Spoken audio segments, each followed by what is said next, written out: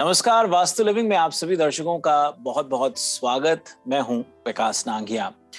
दर्शकों, आप सबकी हमें समय समय पर ईमेल्स आती हैं, सुझाव आते हैं और उन्हीं को मद्देनजर रखते हुए खासतौर पर वो दर्शक जो वास्तु लिविंग के साथ अभी पिछले कुछ समय से जुड़े हैं, उन्होंने कुछ ऐसे टॉपिक्स का सुझाव देना शुरू किया है या कुछ सवाल ऐसे पूछने शुरू हुए हैं जिनको मद्देनजर रखते हुए आज हम अपनी वास्तु और फंक्शुई कंसल्टेंट पल्लवी जी से एक बहुत ही दिलचस्प विषय पर बातचीत करेंगे। खासतौर पर वो लोग जो टाउन होम्स में रहते हैं वो इस विषय से जुड़ पाएंगे। जी हाँ, हमारा आज का विषय है town home and vastu. Pallavi ji, कार्यक्रम में आपका बहुत बहुत स्वागत। नमस्कार। शुक्रिया, नमस्कार।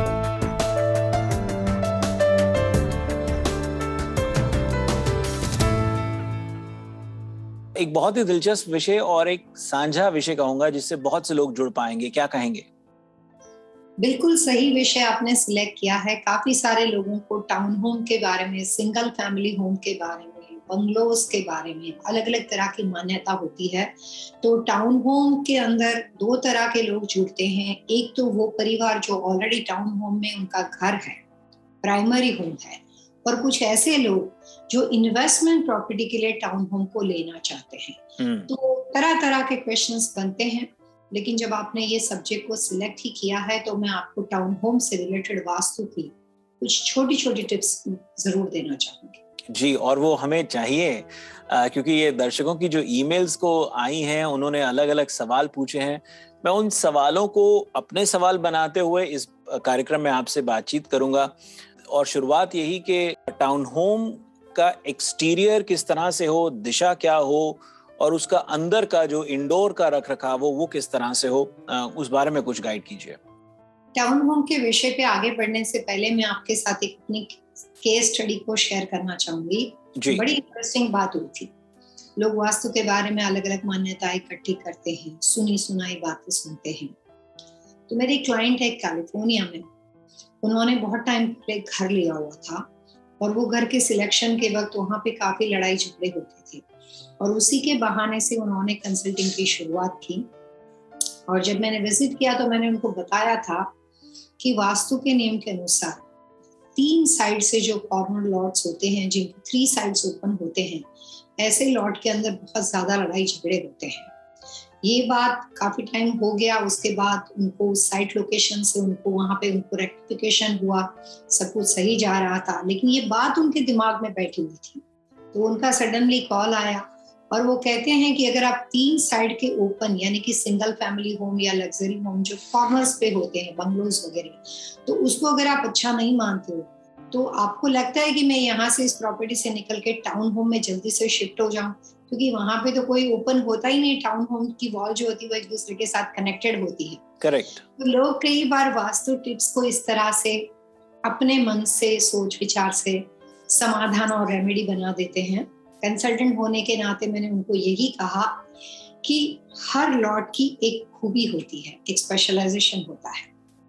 उसके कुछ नुकसान होते हैं। टाउन होम के भी काफी फायदे हैं और उसके भी कुछ नुकसान है। तो ये जरूरी नहीं है कि अगर आप सिंगल फैमिली होम में या कॉर्नर लॉट पे या 3 साइड ओपन किसी भी वजह से लॉट के सिलेक्शन की गलती कर चुके हो तो इसका उपाय ये नहीं होता है कि आप सीधा टाउन होम में जाके घर ले लो ताकि तुरंत ही सिचुएशन बदल जाएगी। तो टाउन होम का जो कॉन्सेप्ट है वो ये होता है कि जिसके अंदर नो डाउट आपको राइट एंड लेफ्ट दोनों वॉल में कोई ना कोई आपके नेबर मिलते हैं। 2 स्टेप फ्लोर के अंदर आपका घर बना हुआ होता है। समटाइम्स आजकल तो जो लेटेस्ट कंस्ट्रक्शन में 2021-22 का जो नया कंस्ट्रक्शन है उसके हिसाब से टाउन होम में लोगों को इंडिपेंडेंट फील हो, अपने आप में प्राइवेसी बने, उसके लिए कुछ बैकयार्ड और उसके अंदर कोर्टयार्ड बनने भी शुरू हो गए हैं। टाउन होम के कंस्ट्रक्शन में काफी बदलाव आए हैं। वास्तु के अनुसार किस तरह के टाउन होम को नुकसानदेह माना जाता है और किस तरह के टाउन होम कई बार इन्वेस्टमेंट और खुद के रहने के लिए अच्छे माने जाते हैं, दोनों का डिफरेंस हम इस प्रोग्राम के माध्यम से समझने की कोशिश करें। कि देखिए, रियल एस्टेट मार्केट के अंदर ये बात आप भी जानते हैं, हमारे व्यूअर्स भी, कि real estate market all over America में प्राइसेस बहुत ज्यादा बढ़ गए हैं। जिन लोगों के बजट थे पहले सिंगल फैमिली होम लेने का, उस सिंगल फैमिली होम के प्राइसेस बढ़ जाने से अब लोग कॉम्प्रोमाइज करते हुए टाउन होम्स की ओर बढ़ रहे हैं, क्योंकि टाउन होम्स के भी प्राइसेस बहुत ज्यादा बढ़े हुए हैं। खासतौर पे अगर वो प्राइम लोकेशन में है, जहाँ की स्कूल डिस्ट्रिक्ट्स अच्छी हैं, वहाँ के टाउन होम्स अच्छी खासी प्राइस में बिक रहे हैं। यहाँ तक कि बिल्डर्स अभी बना रहे होते हैं, इससे पहले कि लोग उसको ऑक्यूपाई करें वो उस पहले ही बिक जाते हैं। तो उसको समझते हुए कि जो लोग रहने के लिए खरीद रहे हैं टाउन होम, उनको किन किन चीजों पर गौर करना चाहिए, और जो टाउन होम में ऑलरेडी रह रहे हैं उनको क्या क्या ध्यान देना चाहिए। टाउन होम में सबसे पहले होता है शेड। वो ज्यादातर रेक्टेंगुलर होते हैं। पहले ऐसे टाउन होम थे, मैंने न्यू जर्सी में काफी टाउन होम के साथ जुड़े हुए लोगों से काम किया था, कि उनका दरवाजा और गराज सामने होते थे। आजकल अगर आप टेक्सास में, तो अगर मैं आपको ये कहूँ कि लोग फुटप्रिंट के हिसाब से कंस्ट्रक्शन करते हैं। आजकल टाउन होम में आपका मेन डोर फ्रंट होता है, गराज डोर आपका बैक में चला जाता है। इस तरह के ही टाउन होम आजकल बनते हैं। इस कंडीशन में आपको 2 दिशा मिलेगी। क्वेश्चन ये होता है कि अगर आप as a primary home town home को खरीद रहे हो किसी भी वजह से, और आप अपने परिवार के साथ रहना चाहते हो, तो वास्तु की सबसे बड़ी टिप ऐसे लोगों के लिए इम्पोर्टेंट बात यह है कि फ्रंट डोर का बिल्कुल नजरअंदाज कर दीजिए। फ्रंट डोर को ना देखें। सबसे ज्यादा फोकस गराज के ऊपर कीजिए। अमेरिका के आप किसी भी कोने में रहते हो, अगर आपकी लाइफस्टाइल ऐसी है कि आप गराज से घर में प्रवेश करते हो, तो आपको गराज डोर को ध्यान में रखना पड़ेगा। अगर किसी भी वजह से, वेरी रेयर केस में ऐसा होता है कि आप ऐसे यूज्ड टू हो कि गाड़ी से बाहर पार्क करते हो और कभी गराज से आते जाते नहीं हो, उन लोगों की मेंटालिटी वाले लोगों को, परिवार को, टाउन होम का मेन डोर सिलेक्शन अपने फायदे के हिसाब से, अपनी सही दशा के हिसाब से लेना चाहिए। अगर आप नॉर्थ और साउथ का टाउन होम लेते हो, तो साउथ में गराज, नॉर्थ में एंट्री, ईस्ट वेस्ट का लेते हो, तो टाउन होम आजकल जो बाजार में है उसमें 2 डिफरेंट एंट्री होने की वजह से लोग कई बार गलत सिलेक्शन करते हैं। मैं सिर्फ ये कहना चाहूंगी कि वास्तु के अनुसार जो गराज डोर है, उस एक दिशा को फोकस करके आप टाउन होम को ले सकते हो। मेन डोर का उपयोग आपको नहीं करना है या कम करना है। पल्लवी जी, अगर सिटी और स्टेट को मद्देनजर रख करके देखें, वहां के मौसम को ध्यान में रखते हुए देखें, वहां के रखरखाव को ध्यान में रख के देखें, तो तकरीबन जो टाउन होम्स बनते हैं वो डिपेंड करता है। अब देखिए, कैलिफोर्निया के अंदर टाउन होम्स में गराज हो सकता है, लेकिन हो सकता है कि बेसमेंट ना हो। ईस्ट कोस्ट के अंदर इस तरह के परिस्थिति है कि बेसमेंट मिल सकता है, लेकिन गराज हो सकता है कि ना हो। अब अगर अभी आप जैसे गराज एंट्रेंस की तरफ तवज्जो दे रहे थे, फोकस कर रहे थे, अगर किसी वजह से टाउन होम में गराज नहीं है और एंट्रेंस डोर को ही अगर मद्देनजर रखना हो, तो क्या वो उचित रहेगा? जब आपके पास एक ही एक्सेस होता है प्रॉपर्टी का, तो ऑब्वियसली आपको एक ही दिशा में फोकस करना है। जो आपका मेन डोर हो उसी के ऊपर आपको फोकस करना है। अच्छा, और यदि घर के अंदर एक्सेस बैक डोर का भी हो, जैसे पैटियो डोर का भी आने जाने का एक्सेस हो, क्या हम बैक डोर को गराज डोर की तरह एक रेफरेंस पॉइंट ले सकते हैं? क्योंकि एंट्रेंसेस तो 2 हो गई ना। आप नहीं, जो बैकयार्ड होता है उसको वास्तु में इंडोर डोर ही मानते हैं जी। तो अगर आप उस दिशा में चले गए हो जो आपके लिए सूटेबल नहीं है और वहां आपको नुकसान हो रहा है, तो रेमेडी के तौर पे आप बैकडोर का यूज करते हो। लेकिन आमतौर पे सिलेक्शन की बात हो और अगर गराज ना हो तो फ्रंट डोर सिलेक्ट करना पड़ेगा। जी। वक्त एक छोटे से ब्रेक का। ब्रेक के उस पार पल्लवी जी से हम एंट्रेंस डोर के अतिरिक्त भीतर जो टाउन होम्स के रखरखाव के इंटीरियर के बारे में समझेंगे कि living room, family room, kitchen, ये अलग अलग जो घर की एक महत्वपूर्ण पहलू हैं, उन पर बातचीत करेंगे। We'll be right back after these messages.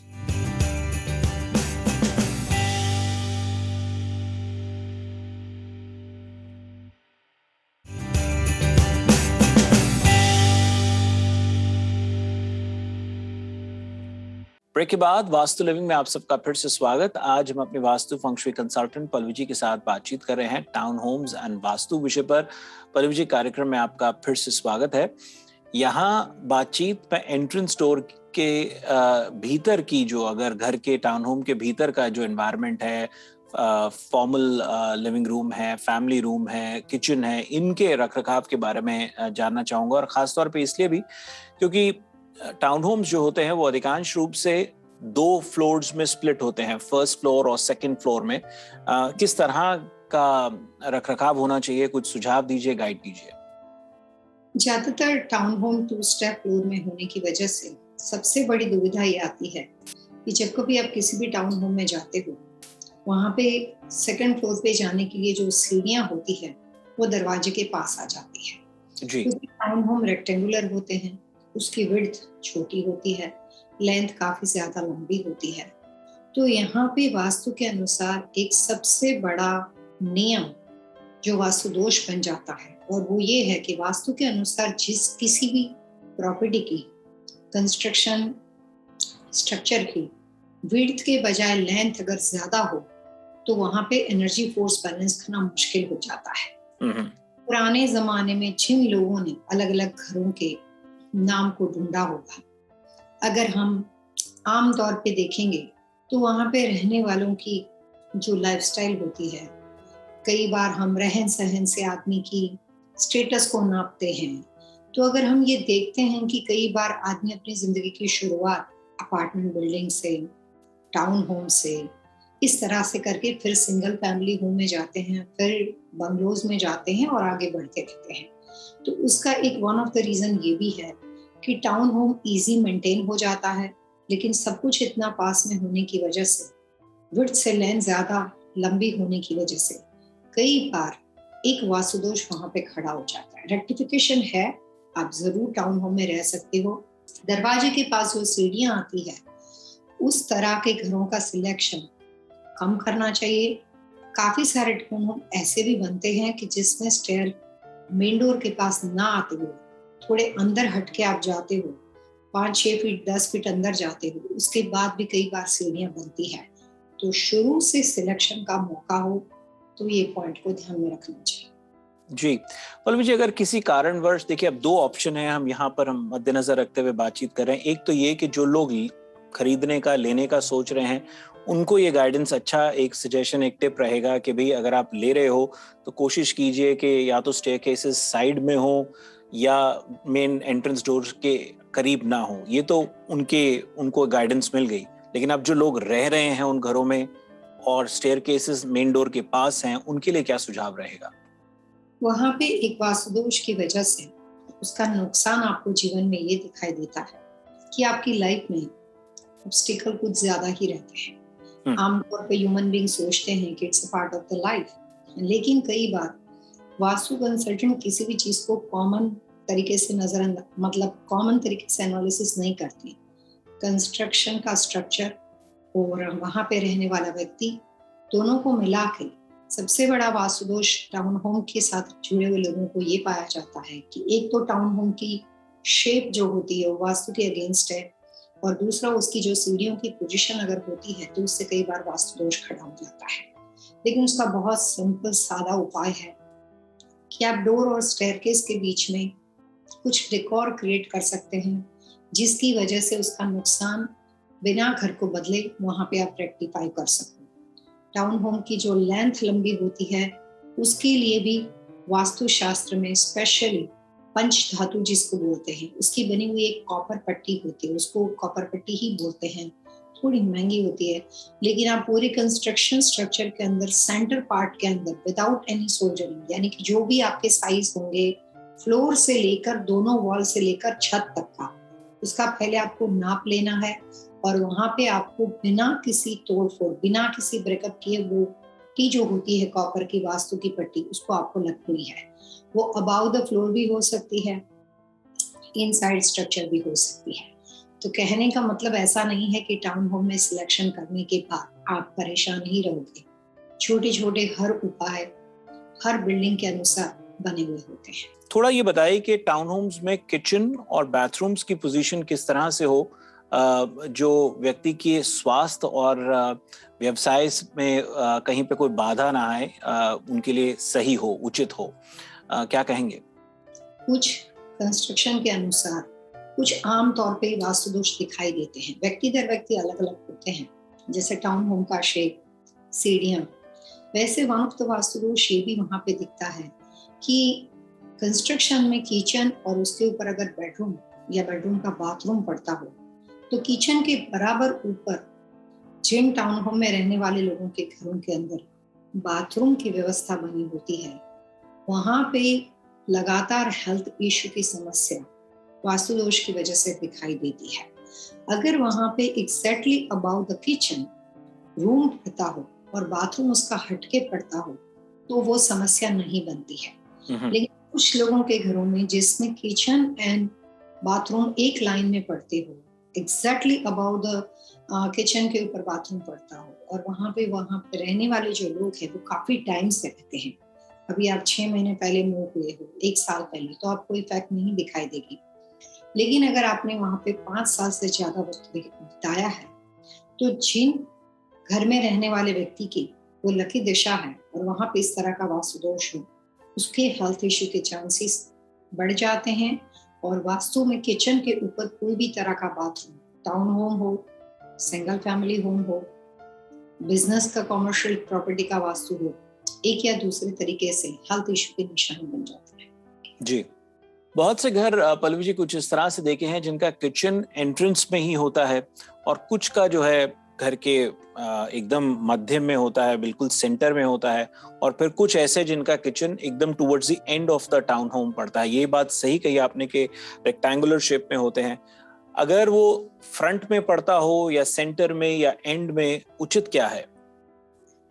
Town home का जो कंस्ट्रक्शन है वो आज के जमाने में वास्तु के हिसाब से जो ज्यादातर उसके अंदर नुकसान की वजह है, उसी के ऊपर ये प्रोग्राम के माध्यम से मैं बात करने की कोशिश करेंगे कि आप टाउन होम ले सकते हो, लेकिन कोई भी दशा की आप पर्सनालिटी हो, उस शेप को रेक्टिफाई करना जरूरी होता है। गैराज डोर और मेन डोर के सिलेक्शन को रेक्टिफाई करना जरूरी होता है। किचन पोजीशन सेंटर में हो, अबाउट द बाथरूम किचन के पड़ता हो, उसको रेक्टिफाई करना पड़ता है।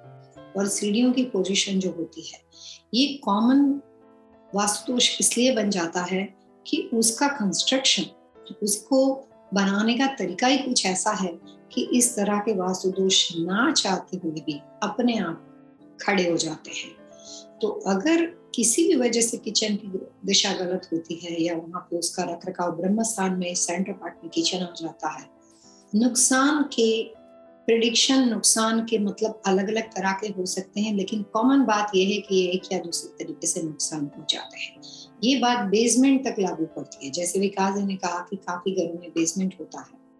अगर आपका टाउन होम बेसमेंट तक बना हुआ, बेसमेंट में आपने पार्टी किचन बनाया है, समर किचन बनाया है, तो वहां पे भी यही बात अबाउट द किचन, अगर यानी कि फर्स्ट फ्लोर पे आपका पाउडर बाथरूम या कोई भी बाथरूम पड़ता हो, बेसमेंट में ऐसी कोई किचन की व्यवस्था है, तो भी वास्तु दोष इक्वल बन जाता है। जी, वक्त एक छोटे से ब्रेक का हो चला है। ब्रेक के बाद आपसे वापस आकर के हम मास्टर बेडरूम और किड्स बेडरूम या गेस्ट बेडरूम के बारे में जानेंगे। We'll be right back after these messages.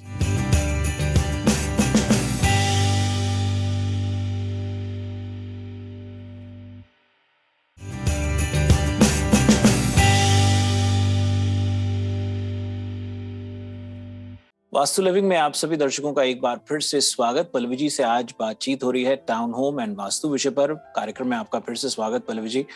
आपसे झटपट जान लूं कि हमने किचन बाथरूम के बारे में बातचीत करी, हमारा आज के विषय टाउन होम और वास्तु में, और हमने स्टेयर केसेस के बारे में, आपने एंट्रेंस के बारे में काफी समझाया, गराज के बारे में समझाया, मास्टर बेडरूम और किड्स बेडरूम और गेस्ट रूम के बारे में जान लूं। अब जहां 2 बेड का टाउन होम होगा तो वो तो मास्टर और किड्स के लिए ही इस्तेमाल होगा, लेकिन जहां 3 है शायद ऑप्शन गेस्ट रूम की हो जाती है। क्या गाइड करेंगे?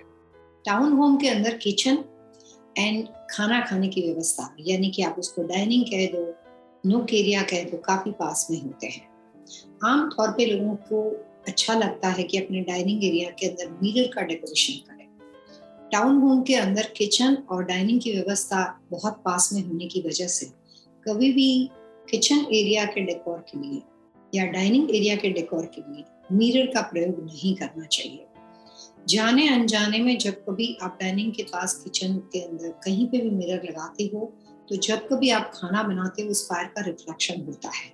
उसकी वजह से अननेसेसरी जस्ट सिर्फ आपके डेकोरेशन के वास्तु दोष की वजह से कई बार अनएक्सपेक्टेड और अननेसेसरी आपको नुकसान उठाने पड़ते हैं। ये तो सिंपल सॉल्यूशन है जो आप अपनी लाइफस्टाइल और अपने डेकोरेशन के माध्यम से इस वास्तु टिप्स का फायदा उठा सकते हो।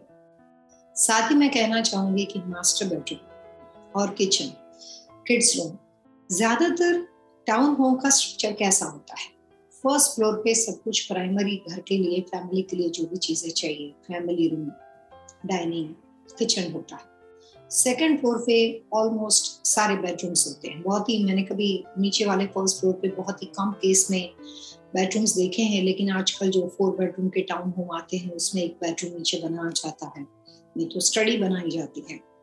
तो कोशिश करनी चाहिए कि वैसा वाला टाउन होम सिलेक्ट करें जिसमें मास्टर बेडरूम की रचना no matter what second floor पे हो। फायदा भी करती है।